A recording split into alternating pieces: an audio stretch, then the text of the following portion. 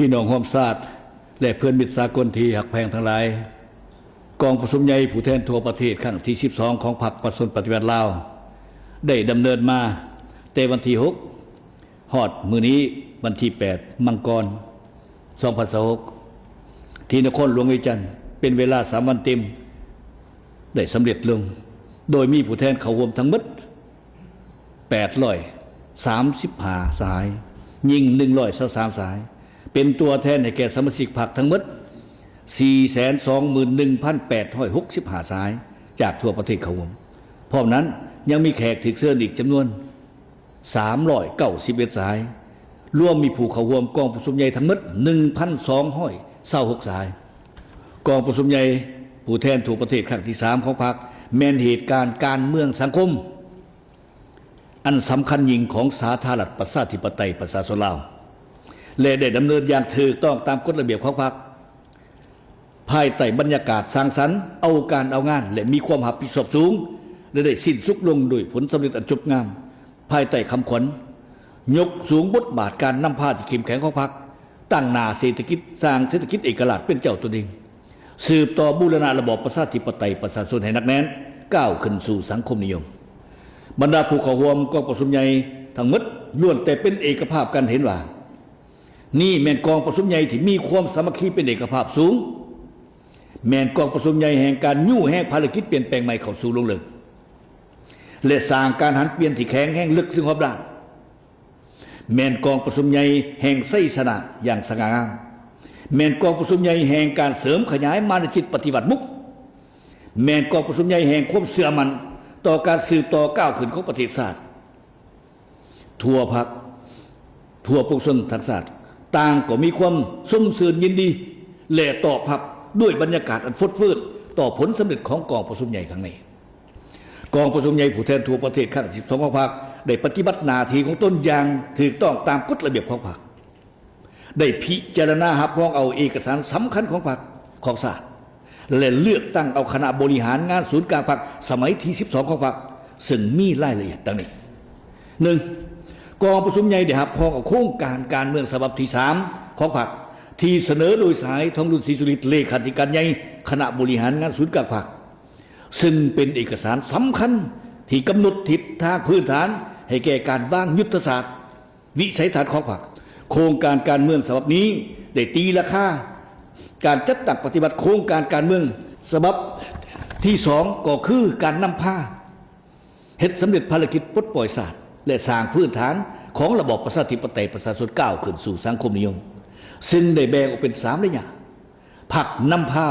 ภารกิจปลดปล่อยศาสตร์พรรคนำพาภารกิจปกปักรักษาและสร้างสาประเทศศาสตร์และพรรคนำพาภารกิจเปลี่ยนแปลงใหม่พร้อมกันนั้นได้ยกเห็นบทเรียนที่มีลักษณะเป็นกฎเกณฑ์ของการปฏิวัติลาว6ประการพร้อมนั้นยังได้วางจุดหมายฮอดปี2025เมื่อวันสร้างตั้งพรรคเฮาครบรอบ100ปีแม่นสู่ส้นสร้างประเทศเฮาเป็นประเทศกำลังพัฒนาที่มีรายรับปานกลางสูงยับเข้าใกล้ประเทศที่มีรายรับสูงมีระบบการเมืองที่เข้มแข็ง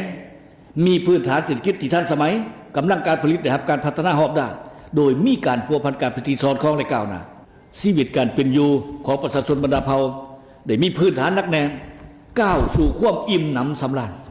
พร้อมทั้งได้กำหนด11เนื้อในพื้นฐานของการบูรณะระบอบประชาธิปไตยประชาชนก้าวขึ้นสู่สังคมนิยม 2. กองประชุมใหญ่ได้พิจารณาและเป็นเอกสารหับห้องเอารายงานการเมืองของคณะบริหารงานศูนย์กลางพรรคสมัย41ต่อกองประชุมใหญ่ครั้งที่12ซึ่งได้ตีราคาอย่างกวมร่วมและลึกซึ้ง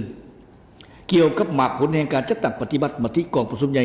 ครั้งที่11และ5ปีผ่านใน5ปีผ่านมาซึ่งสามารถผ่านพาความยุ่งยากแก้ไขปัญหาที่เกิดขึ้นโดยพื้นฐานเศรษฐกิจสังคมหักษาทวงทาเติบโตต่อเนื่องปัญหาเข่งห้อนทางด้านเศรษฐกิจการเงินได้รับการแก้ไขและผ่อนคลายลงเทื่อละก้าวกองประชุมใหญ่นั้นได้เป็นเอกภาพและมีความภาวะวิสัยตีราคาต่อขอคุ้มค่าขอขัดตกบกพร่องในการนำพาสีน้ำของพรรคก็คือการจัดตั้งปฏิบัติหน้าที่เบียกงานจุดสุมในบางด้านที่บ่สามารถบรรลุผลตามคาดหมายที่ได้วางออกพร้อมทั้งได้ชี้เห็นสาเหตุต้นตอเพื่อกำหนดทิศทางมาตรการแก้ไขที่สอดคล้องและแท้เหมาะ พร้อมทั้งเล็งท่วงให้ดำเนินการแก้ไขของโครงข้างที่ผ่านมาอย่างจริงจังเพื่อรับประกันให้แก่การหันเปลี่ยนใหม่อย่างตั้งหน้าหลายขึ้นกองประชุมใหญ่ได้รับพ้องเอาพกบทเรียนที่ถอดได้จากพฤติกรรมแห่งการจัดตั้งปฏิบัติมติกองประชุมใหญ่ครั้งที่11ของพรรคก็คือพฤติกรรมตัวจริงในการนำพาสี่นำของพรรคตลอดระยะ5 ปีผ่านมาเพื่อเป็นบอนดิ้งที่สำคัญในการปรับปรุงการนำพาสี่นำและจัดตั้งปฏิบัติแนวทางนโยบายของพรรคในสุมปีต่อหน้าเพื่อสืบต่อภารกิจอันสำคัญให้บรรลุตามคาดหมายที่บางออกกองประชุมใหญ่ได้ยืนยันความตัดสินใจที่จะสืบต่อนำพาประเทศชาติสืบต่อบูรณะระบอบประชาธิปไตยประชาชนให้นักแน่นก้าวขึ้นสู่สังคมนิยมบนพื้นฐานยกสูงบทบาทการนำพาที่เข้มแข็งของพรรคเสริมขยายกำลังแห่งของชาติสร้างเศรษฐกิจเอกราชเป็นเจ้าตัวเองฮอดปี 2030 ให้มีพื้นฐานและทวงท่าที่นักแน่นให้แก่การพัฒนาภายหลังประเทศชาติพ้นออกจากสถานภาพประเทศด้อยพัฒนาสืบต่อบูรณะระบอบประชาธิปไตยประชาชนยกระดับการสร้างปฐมปัจจัยให้แก่การก้าวขึ้นสังคมนิยมอย่างนักแน่นในสุปีต่อหน้าโดยเฉพาะใน5 ปีต่อหน้านี้กองประชุมใหญ่ได้เป็นเอกภาพพับพ้องเอา11ทิศทางใหญ่เพื่อสู่ส้นผันขยายและจัดตั้งปฏิบัติเนื้อในของรายงานการเมืองให้ปรากฏผลเป็นจริง 3. กองประชุมใหญ่ได้พิจารณาและรับพ้องเอาแผนพัฒนาเศรษฐกิจสังคมแห่งชาติ5 ปีครั้งที่10 2026-2030ซึ่งเป็นแผนผันขยายมติกองประชุมใหญ่ครั้งที่12เป็นแผนงานโครงการระดับชาติรวมทั้งขอบการลงทุนสำหรับโครงการเหล่านั้นในนั้นได้กำหนดออกเป็น6เป้าหมายใหญ่เพื่อสืบต่อปฏิบัติแผนพัฒนาเศรษฐกิจสังคมให้ขยายตัวอย่างต่อเนื่องเป็นต้นแม่น 1. สร้างเศรษฐกิจเอกราชเป็นเจ้าตนเองด้วยการนำใส่ท่าแห้งเพื่อเฮ็ดให้เศรษฐกิจมีเสถียรภาพและขยายตัวอย่างต่อเนื่องมีคุณภาพมั่นเที่ยงยืนยงโดยยุ่งแห่งการเติบโตเศรษฐกิจให้บรรลุ6ส่วนน้อยต่อปีขึ้นไปพัฒนา 2. พัฒนาทรัพยากรมนุษย์ให้มีคุณภาพสูงขึ้นและสามารถหู้นำใส่เทคโนโลยีที่ทันสมัย 3. ปรับปรุงชีวิตการเป็นอยู่ของประชาชนให้ดีขึ้นตัวเมืองและชนบทได้รับการพัฒนาอย่างสมควรและแก้ไขความทุกข์ยากของประชาชนให้ลดลงเทื่อละก้าว 4. ปกปักรักษาทรัพยากรธรรมชาติสิ่งแวดล้อมให้มีความยืนยงและสามารถเกี่ยมพร้อมรับมือกับการเปลี่ยนแปลงของดินฟ้าอากาศและภัยพิบัติต่างๆหาเสื่อมจอดภาคพื้นสากลอย่างกว้างขวางและมีประสิทธิผลและ 6. คุ้มครองบริหารรัฐให้มีประสิทธิภาพการเมืองมีเสถียรภาพสังคมมีความสงบเป็นระเบียบเรียบร้อยยุติธรรมและศรีวิไลที่ 4. กองประชุมใหญ่ได้พิจารณาในห้องเอากฎระเบียบของพรรคสมัยที่12เพื่อให้สอดคล้องและห้องรับการจัดตั้งปฏิบัติแนวทางการเมืองของพรรคสุขโยเวียกงานก่อสร้างพรรคเฮ็ดให้พรรคเฮามีความปลอดภัยเข้มแข็งนักแน่นมีความสามารถเพียงพอในการนำพาภารกิจปกปักรักษาและพัฒนาประเทศชาติในระยะใหม่ก้าวขึ้นสู่สังคมนิยมอย่างนักแน่นกองประชุมใหญ่ได้พิจารณาและรับห้องเอาบทสำรวจการนำพาร่วมของคณะบริหารงานศูนย์กลางพรรคสมัยที่11ซึ่งได้ตีราคาอย่างสูงต่อความบักบั่นพยายามอันตั้งหน้าและความเป็นเจ้าการประดิษฐ์สร้างในการเสริมขยายมูลเชื่อและบทเรียนอันประเสริฐของพรรคเฮาในการเพิ่มทวีความสามัคคีเป็นเอกภาพอยู่ภายในพรรคยกสูงความรับผิดชอบต่อหน้าที่การเมืองดำเนินการปรับปรุงดัดแปลงกลไกการนำพาสีน้ำของศูนย์กลางพรรคและคณะพรรคทุกขั้นปลุกระดมทั่วพรรคทั่วปวงชนเข้าร่วมจัดตั้งปฏิบัติแนวทางการเมืองของพรรคให้ปรากฏผลเป็นจริงพี่น้องร่วมชาติและเพื่อนมิตรสากลที่รักแพงทั้งหลายกองประชุมใหญ่ของพวกเขาครั้งนี้ยังได้เป็นเอกสารเลือกตั้งเอาคณะบริหารงานศูนย์กลางพรรคสมัยที่12ซึ่งประกอบด้วยกรรมการสมบูรณ์73สหายและกรรมการสำรอง15สหายเพื่อเป็นแกนสารนำพาทั่วปวงพรรคทั่วกำลังประกอบวุฒิและพวกชนเราทักษะจัดตั้งปฏิบัติมติกองประชุมใหญ่ครั้งที่12ของพรรคให้ปรากฏผลเป็นจริงสร้างบาทก้าวมุกทะลุในการสร้างการหันเปลี่ยนที่แข็งแรงในการพัฒนาและพาประเทศชาติก้าวขึ้นอย่างนักแน่นต่อไปในกองประชุมครบคณะครั้งปฐมฤกษ์ของคณะบริหารงานศูนย์กลางพรรคสมัยที่12ยังได้เป็นเอกภาพสูงเลือกตั้งคณะกรรมการกรมการเมืองศูนย์กลางพรรคจำนวน13สายเลือกเอากรรมการคณะเลขาธิการศูนย์กลางพรรคจำนวน11สายกองประชุมได้เป็นเอกภาพอย่างสูงเลือกเอาสหายทองรุ่นศรีสุริเป็นเลขาธิการใหญ่คณะบริหารงานศูนย์กลางพรรค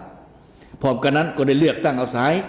พลเอกวิไลหลาคำฟ้องเป็นผู้ประจำการคณะเลขาธิการศูนย์กลางพรรคกองประชุมยังได้เลือกตั้งประธานบรรดาห้องประธานคณะกวดกาศูนย์กลางพรรคประกอบด้วย6สายโดยแม่นสายวันไซพอกสวรรค์เป็นประธานพี่น้องร่วมชาติและเพื่อนมิตรสากลที่รักแพงทั้งหลายกองประชุมใหญ่ได้แสดงความย่องย่อสมเสย สมาชิกพรรคพนักงานทหารตำรวจผู้ประกอบการผลิตบริการและประชาชนลาวบรรดาเผ่าบรรดาสันคนในขอบเขตทั่วประเทศและพี่น้องเสื้อสัตว์ลาวผู้รักษาที่ดำรงชีวิตและทำมาหากินอยู่ต่างประเทศก็คือชาวต่างประเทศที่อาศัยอยู่สปปลาว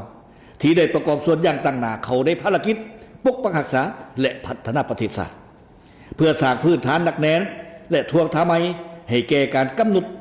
ที่นำเอาประเทศชาติพวกเขาก้าวขึ้นสู่จุดหมายที่ได้กำหนดไว้กองประชุมใหญ่ยังได้แสดงความขอบอกขอบใจอย่างจริงใจและความหูบุญคุณอย่างลึกซึ้งมายังบรรดาพรรคไอ้น้องประเทศเพื่อนมิตรและองค์การจัดตั้งสากลที่ได้ให้การสนับสนุนช่วยเหลือล้ำค่าให้แก่ภารกิจพัฒนาและสร้างสรรค์ประเทศชาติของพวกเราตลอดระยะที่ผ่านมากองประชุมได้เรียกร้องมายังคณะพรรคทุกครั้งสมาชิกพรรคทุกคนจงสืบสู้ความเป็นแบบอย่างน้ำหนาในทุกด้านนำพามหาชนปฏิบัติมติกองประชุมใหญ่ครั้งที่12ให้ปรากฏผลเป็นจริงพร้อมกันนี้ก็เรียกร้องมายังพนักงานนักรบประชาชนลาวบรรดาเผ่าบรรดาสันคนพี่น้องเสื้อชาติลาวผู้รักชาติที่ดำรงชีวิตและทำมาหากินอยู่ต่างประเทศจงสืบสู้น้ำใจรักชาติเสริมขยายมานุษยปฏิบัติฝึกบุกบืนเข้าใส่การปฏิบัติหน้าที่ทำมาหากินสร้างสาและบูรณะประกอบระบอบประชาธิปไตยประชาชนก้าวขึ้นสู่จุดหมายสังคมนิยมอย่างแน่นแน่ขอขอบใจ